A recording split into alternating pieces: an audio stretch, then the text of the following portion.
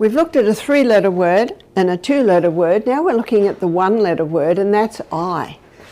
I am the master of my destiny. I'm the one that chooses what I do or what I do not to do to my body. And if I go to cut, I can choose, will I put pine pitch in it? Will I go and have it stitched? Will I put sticking plaster on it? And of course that hurts very much, and your body's response is the one that tells you this is a good way to go.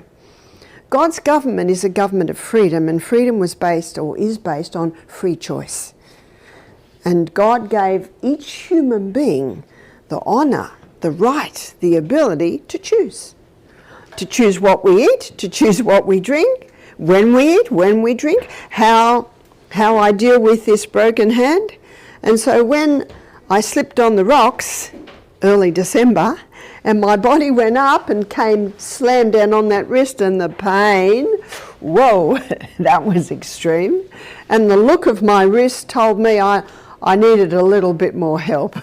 And so I went to the hospital, and I'm thankful for the orthopedic surgeon that was able to pull and the x-ray that showed that my bone was totally broken and out of alignment, and the skill of the orthopedic surgeon, and praise God for pain-killing medication that was put into my arm that allowed him to pull that into place. And the next x-ray showed it was in place.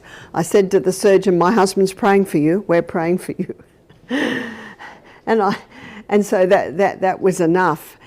And of course when I got home, then I started to put the comfrey poultices on, because I know that comfrey is an amazing herb that has a growth stimulant in it, and its nickname is knit bone.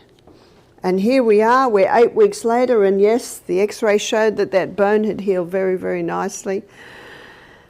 Something else though, and this is where I'm a little bit impatient, it takes time to heal.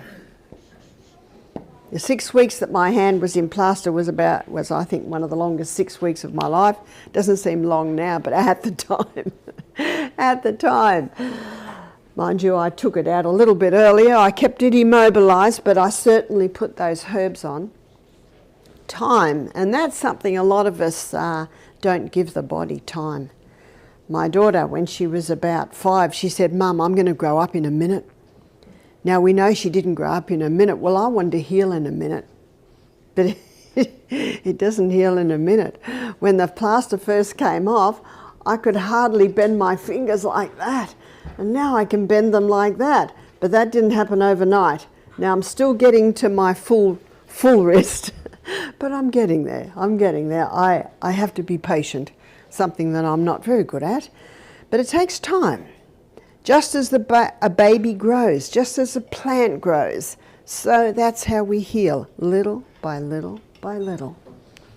And we choose these two systems. And God said, in 2 Timothy 1 verse 7, he says, I've not given you the spirit of fear, but of power, love, and a sound mind. You know what a sound mind does? It considers, there's no need to fear. I just need to do the right conditions and give it a little bit of time, because I have faith that in another month I will be able to have a full fist. I have faith that in another month this thumb will be able to touch that little finger. Not quite yet. I just need to give it a bit more time. It's all right, because 2 weeks ago it couldn't even touch my second finger.